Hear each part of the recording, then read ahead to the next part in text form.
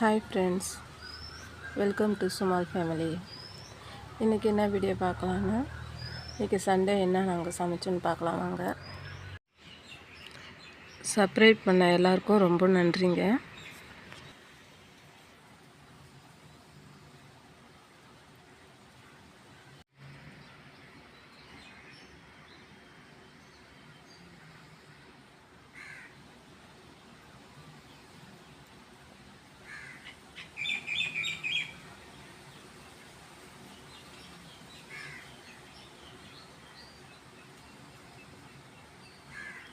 என்னுடைய சிம்பிளான கோலம் இன்றைக்கி இதான். காலையிலே இந்த எல்லோ கலர் பூ எப்படி இருக்கும் பாருங்கள். கோலம் போட்டுட்டு வந்ததும் டீ போட போகிறேன். டீ மட்டும் தான் சிலிண்டரில் போட போகிறேன். இன்றைக்கி சண்டேன்றதால அடுப்பில் தான் சமையல் செய்ய போகிறேன். இன்றைக்கி மீன் குழம்பு தாங்க செய்ய போகிறேன். மீன் க்ளீன் பண்ண மீன் எடுத்துகிட்டு வந்துட்டேன். இங்கே பாருங்கள், இந்த மீன் எவ்வளோ அழகாக இருக்குங்க. நான் இப்போ இதை க்ளீன் பண்ண போகிறதில்ல, லாஸ்ட்டாக தான் க்ளீன் பண்ண போகிறேன்.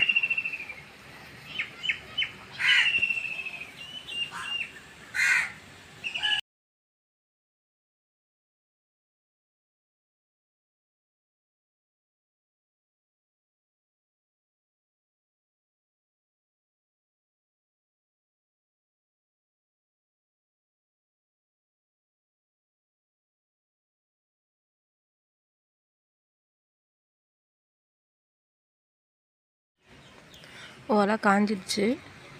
இப்போ அரிசி கழுவி எடுத்துக்கலாம்.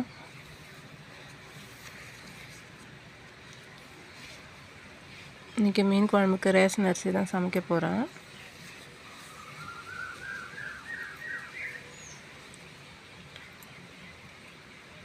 அரிசி கழுவிட்டு வந்துட்டேன். ஒலையும் காஞ்சிடுச்சு. இப்போ அரிசி சேர்த்துக்கலாம்.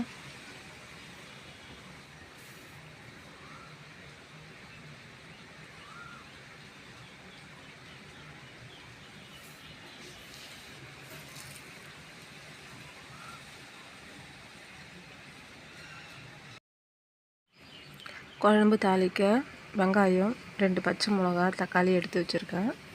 இதில் மிளகாத்தூளும் தேவையான அளவு புளியும் சேர்த்து கரைச்சி வச்சுருக்கேன். உப்பும் அதிலையும் சேர்த்தாச்சு. இன்றைக்கி மாங்காய் போட்டு தான் மீன் குழம்பு வைக்க போகிறேன். வாங்க பார்க்கலாம். சட்டியில் எண்ணெய் காஞ்சிடுதும் கடுகு சேர்த்தாச்சு. பொரிஞ்சு வந்ததும் வெங்காயத்தை சேர்த்துக்கலாம். வெங்காயம் வதங்கினதும் தக்காளி சேர்த்துக்கலாம்.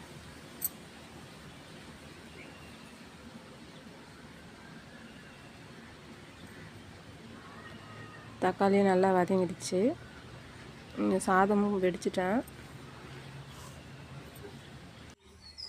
மிளகாத்தூள், புளி, உப்பு கரைச்சி வச்சதை சேர்த்துக்கலாம். இப்போ மீன் பாதியாக பிரித்து வச்சுருக்கேன். இதை வறுக்கிறதுக்காக எடுத்து வச்சுருக்கேன். இந்த மீன் குழம்புக்காக.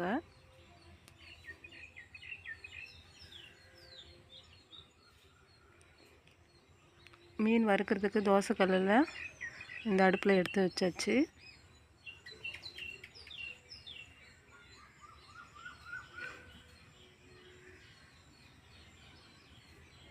குழம்பும் கொதிச்சிருச்சு. குழம்பு கொதிச்சதுன்னா மாங்காய் சேர்க்கணும். அதுக்கு முன்னாடியே சேர்த்தோம்னா மாங்காய் கரைஞ்சிரும். மாங்காயும் மீனும் ஒன்றா சேர்த்துக்கலாம். 10 நிமிஷம் வெந்தால் போதும், மீன் குழம்பு ரெடி ஆகிடும்.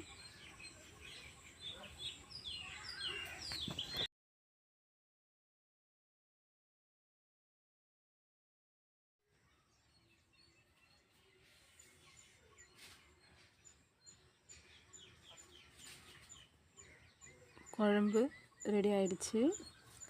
மீனும் மாங்காயும் வெந்து வந்துடுச்சு. இந்த வீடியோ பிடிச்சிருந்தா சப்ஸ்கிரைப் பண்ணுங்கள். தேங்க்ஸ் ஃபார் வாட்சிங்.